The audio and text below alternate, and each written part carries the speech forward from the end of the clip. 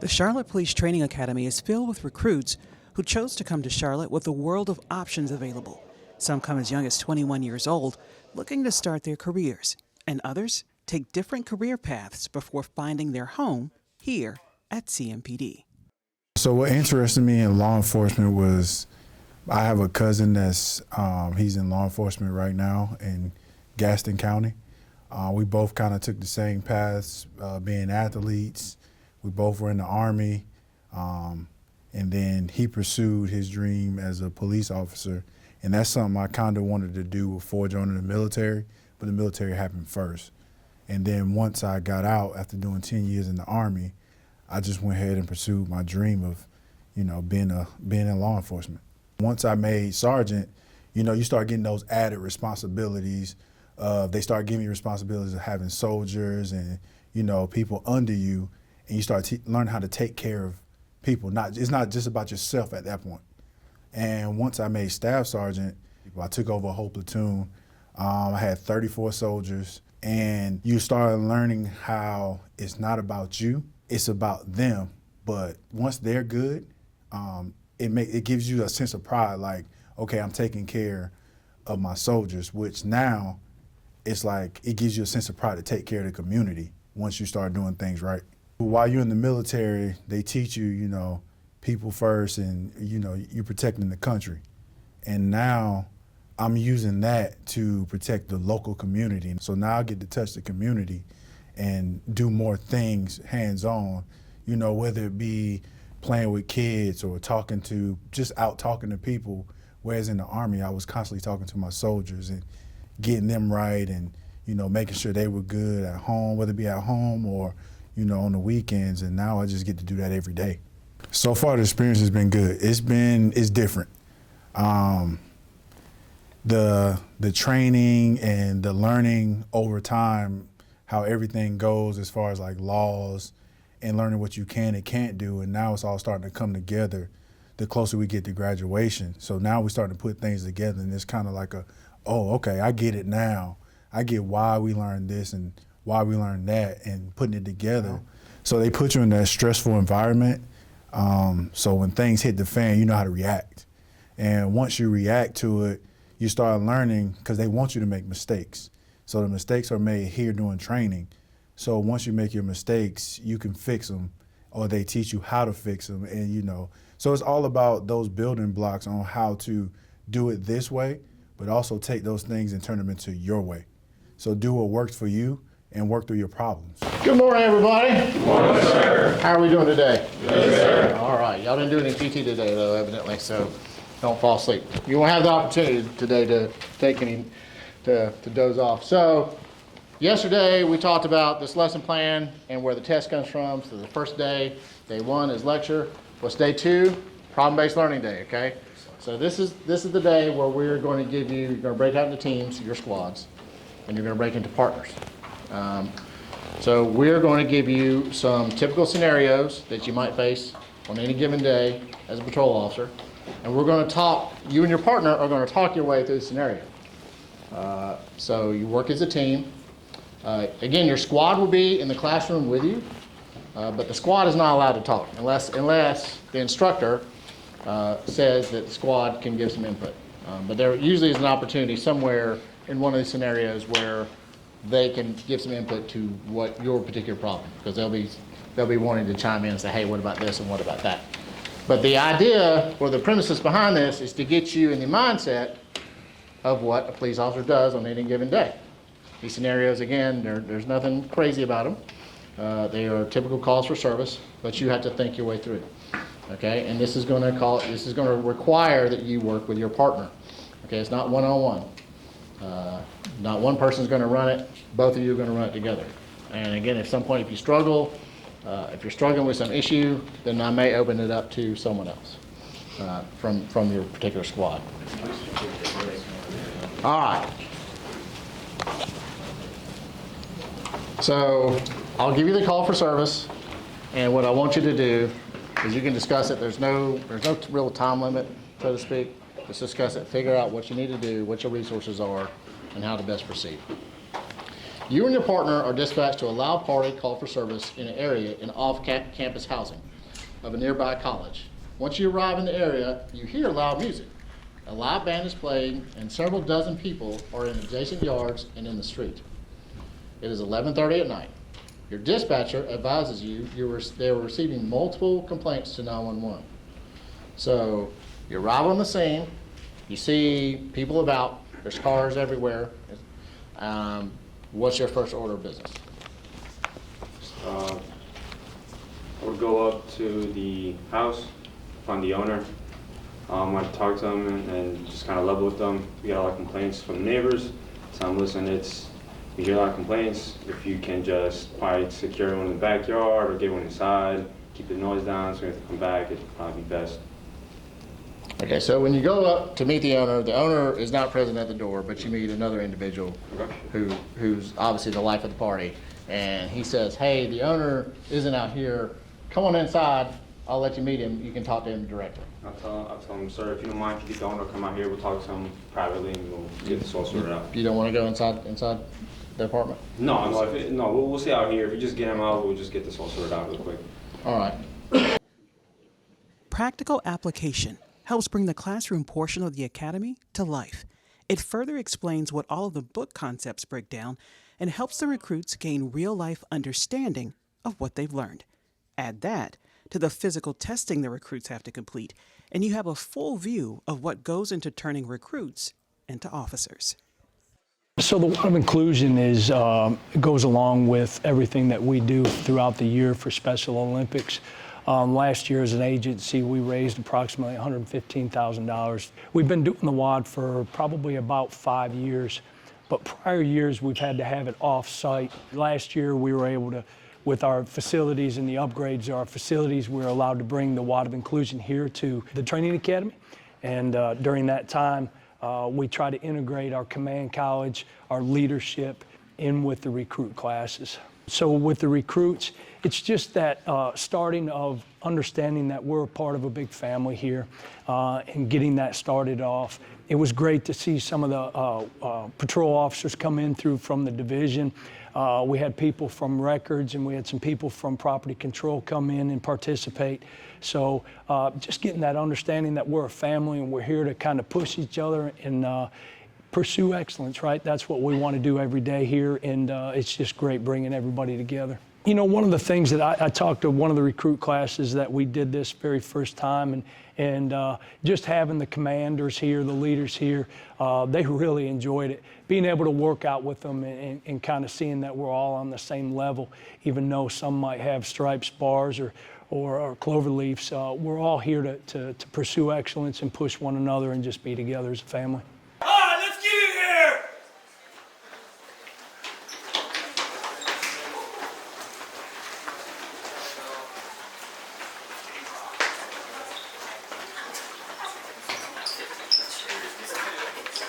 That's why we're competing today, to help out Special Olympics. Keep that in your mind as you push through today and give it that extra push, yeah? Yes, sir. All right, so real quick, we'll go over it. There's a bunch of us in here. If you want to team up with some of the gold shirts, man, that would be great. If not, we'll get you all through it. Just be patient with us, right?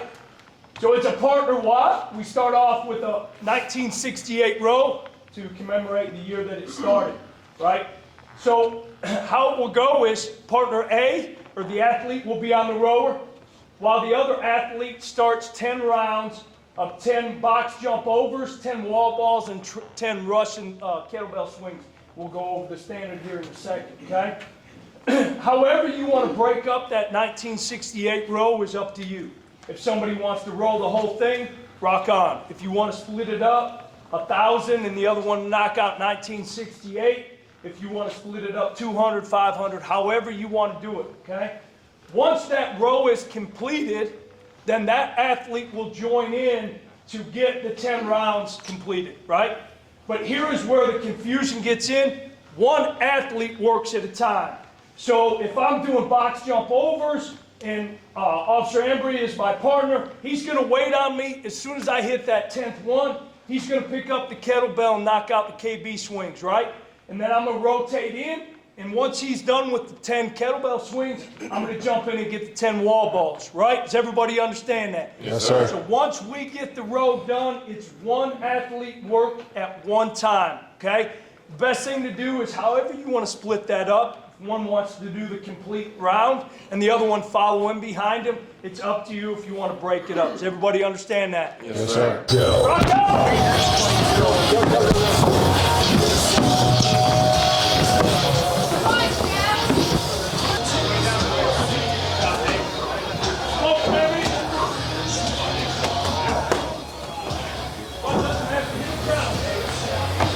You want me to go another round? Yeah.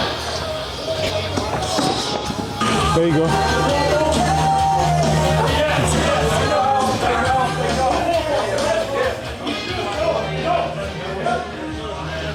Bro, this is wild. This is wild.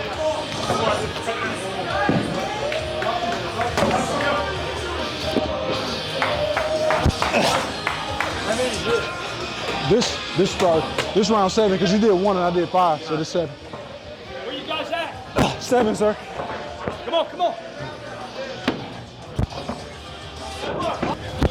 Boy, be an athlete, Dave. Be an athlete. Yes, sir.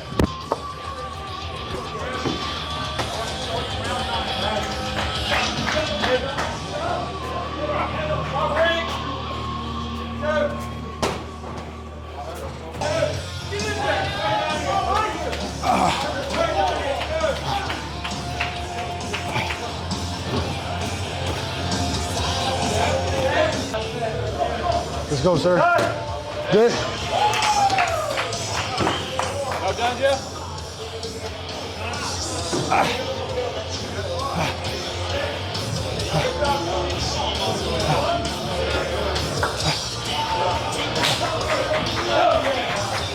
Let's go, sir.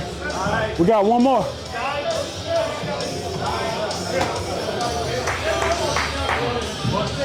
We got another one. Then we good.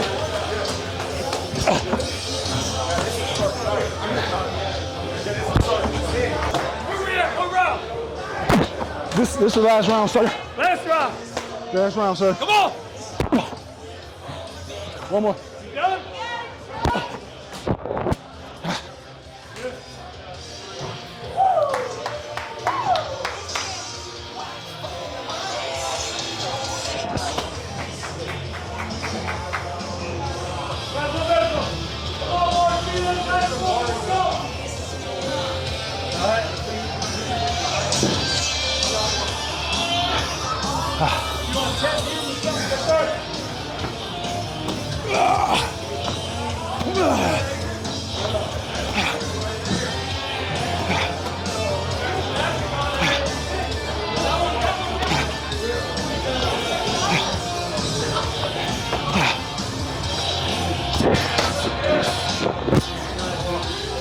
Good stuff, sir.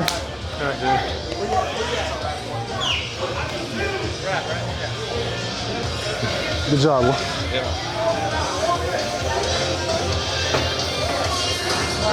Oh, man. That was tough. Hard after the freaking. I know. Man. These get you right after. At least when they catch the toe, it'll be like, oh, I almost did. Yeah, I'm tired.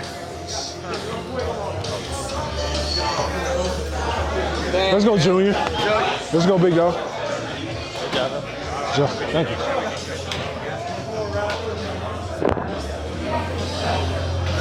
Hey, what's going on, sir? Man. I'm dying, man.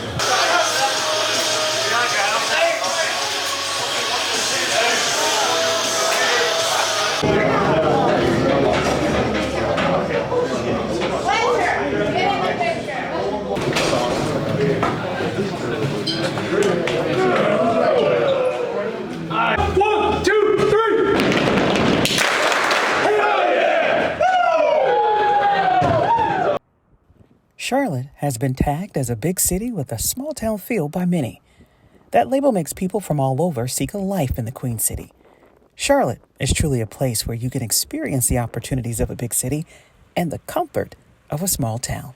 I went to school in Rock Hill, so I kind of knew the Charlotte area, and this is kind of close to home, being from Columbia, South Carolina. So I'm far enough from home, but close enough to home. And CMPD had the things that I wanted to offer. And when I started going through my recruitment, Officer Ingram helped me out a lot. You know, he told me the ins and the outs, what needed to be done to prepare me for CMPD and just being in the academy. What I'm learning now is, you know, the tactics are different, talking to people is different, and you can always, you just because you mess up don't mean you're wrong. You know, you can always fix everything. So Officer Mullins, she definitely has taught me that since I've been here. She leans on me, and I know that, and I definitely appreciate her, you know, giving me those opportunities as a squad leader to even continue to help people. It means a lot to me. And my squad there, I think I have the best squad. So we kind of lean on each other, and without them, without your squad, it's no you. If your squad's doing good, you're good. You know, they help me fix a lot of things. I lean on them to, you know, whether it be study groups or physical fitness, like I lean on them for any and everything. Just because I'm a squad leader don't mean I'm not part of my squad. You know, I may be in charge with my squad, but I'm also in the group. Rapid deployment is another section of instruction that Recruit Class 193 must complete, and it comes after they've been given the basics of both their patrol duties and firearms instruction.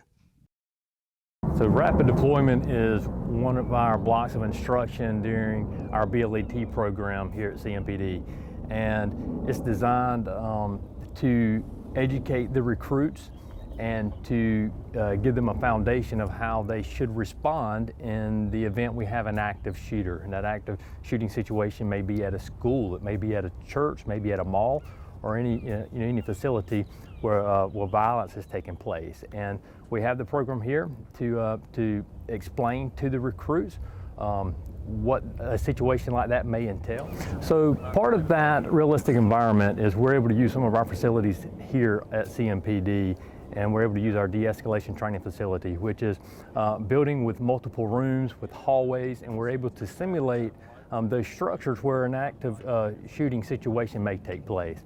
And so during the training, they participate in practicals where they demonstrate to us a formation to move efficiently through the halls and effectively.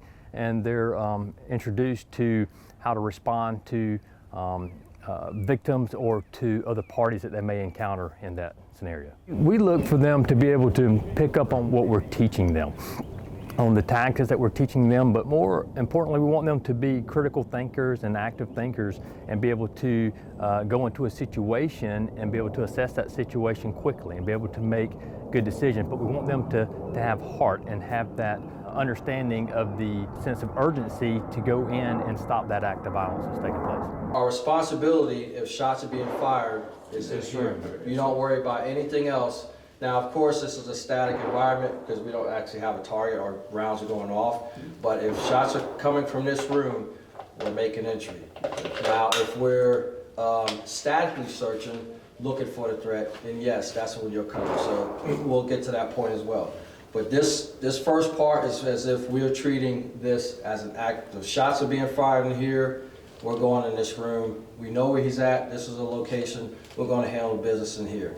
Okay, so that requires you, along with me and others, to eliminate that threat, to isolate him. Okay, like it's for real.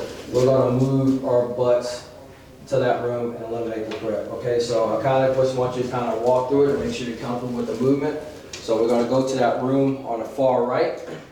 If the door is partially closed, all you're doing is taking your support hand, pushing the door open. Right? You don't want to take your gun and try to do this. Just take the door, push it open, re-engage, reacquire with 2 hands on the weapon, okay? Give you a thumbs up and you just move. Move. And you're watching lovely sweeps. Long tail. Go,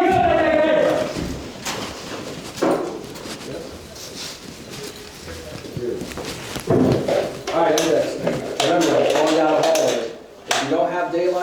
somebody in front of you, just index that weapon, okay? Because your muzzle was pointing down, and I get it, this is beginners for you guys, so, but remember that it's a live weapon, and if you point at somebody, and if you train the way you train here, and you do it out in the real world, it can happen, okay? So just be mindful, like, hell, I got a real gun in my hand, I got somebody in front of me, my buddy, I would hope so, just index it, okay? When you got long hallways and stuff, you may have that opportunity and space will allow it, that you can punch out and get ready to go. But if it's cluttered, you guys are condensed, you may have to index that weapon. As long as my point guy knows where he's going and his gun is straightforward and pointed where we need it to go, rock on. That's what we need, because he's ready to rock once that dude pops out and he's ready to handle business, okay? All right, so we'll do it slow real quick. Go ahead. Clear. Clear.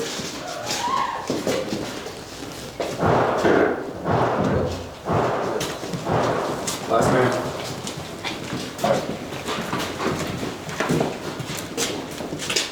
Coming out. On point. Last man. To the right. Clear. That's fine. Good. Right, so hold what you got. So now all of a sudden, you didn't find anything, and now shots are being fired that way, right? So we're going to work our way to the shots, okay? Does that make sense? Yes, sir. Good. I think you got that. I'm so sorry. You hold you hold it for the camera? No. We know he's in here, or she's in here. We can, the more the better. So now, if I'm here as a bad guy, I'm cooked. I'm like, oh, there's so much to deal with. As if it was just me and him, we're just battling out here until the first one goes down. Now my mind is like, I got so much to deal with. I got 5 guns pointed at me. To my 1, I'm at the disadvantage. And all the attention is taking off the innocent civilians that's in here, and my attention is focused on you guys. After this kind of demo, when we start doing the actual exercises, it won't be paper targets, right? It's going to be a live person with simulation gear on, okay? So you will have to engage. So there's no paper targets, right? This is a live person. So in this particular rep right here, there potentially be a live person in there. You don't have sim rounds, so if he's not wearing protective gear, it's fine. If you have to engage, just say bang, bang. But just be mindful of that when we move forward, there's going to be a live role player in there, okay? So remember, shots are fired in that far right room. We have to get there with a purpose, and we got to take care of business, okay? Yes, ready? Yes, sir. All right, move. Some verbal commands. Police, come out with your hands up!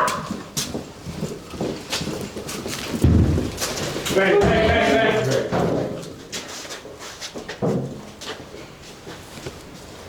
Good. Index. Yeah. All right, so take it back outside. Hands up! Bang, bang, bang, bang, bang, bang.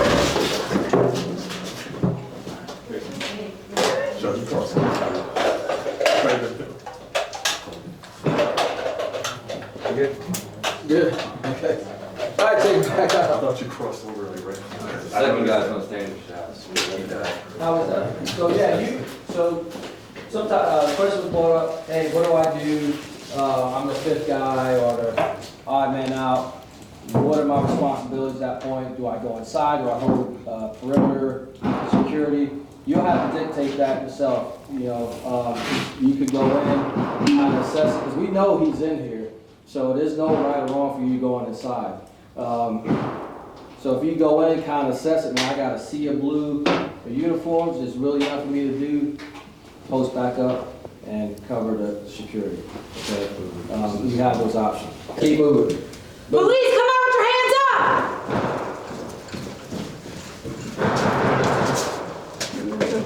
Martinez, make sure that number. Please, get out with your hands up! Make sure that number 2 is right on his. You know what? There you go. Clear. Police, come out! Last man.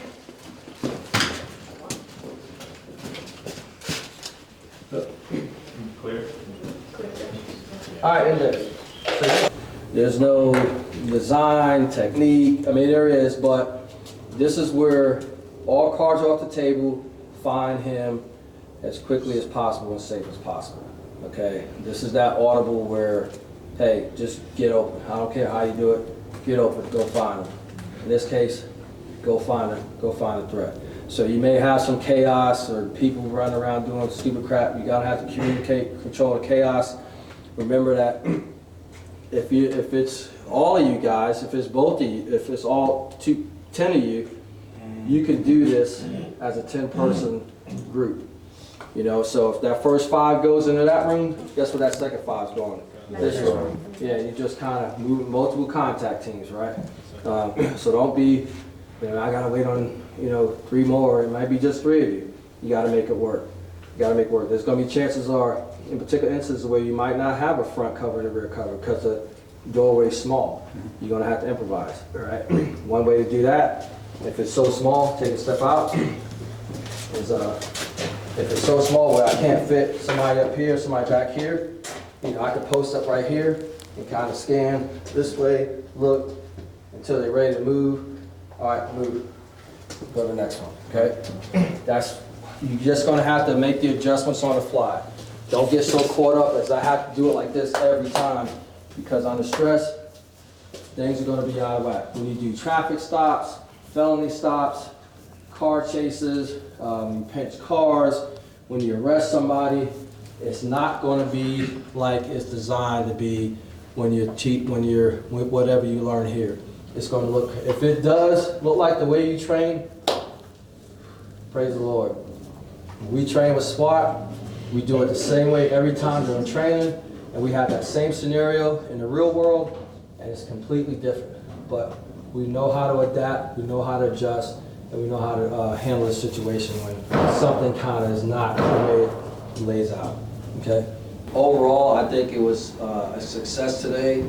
We did have one hiccup, but we moved forward from that because we'd rather have it happen here than out in the real world where it could be dire consequences.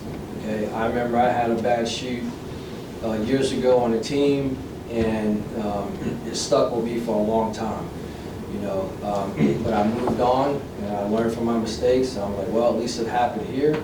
I can move on and make sure it doesn't happen again.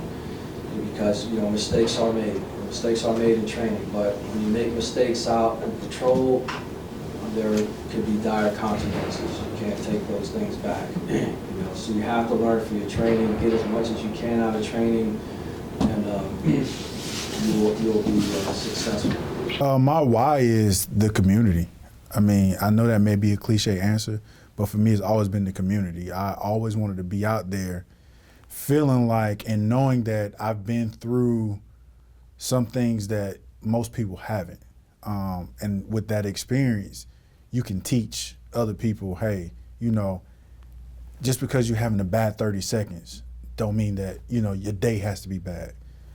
You can work through problems, and I've worked through a lot of problems, whether it be military, home, personal life, work. Like, I've worked through things, and I'm able to give off some of that knowledge. They're really pushing us to become great officers. They're giving us all the tools of the trade. You got the great instructors, whether it be Officer Pauls, Officer Purdy, Officer Hollins, definitely Officer Mullins. They all look out for us and make sure, we're getting to where we need to be, because like Officer Pauls always tells us, we're gonna replace him. We're gonna replace them. So they want people to come in to do the right thing, make sure they putting people in the right places. And I definitely appreciate that from my perspective. We've been through that experience of 20 weeks now. Hey, it's gonna start off, it's gonna feel like everything's just getting thrown at you, but it's gonna calm down eventually. Just take your time, get through it, and you'll be good, one day at a time.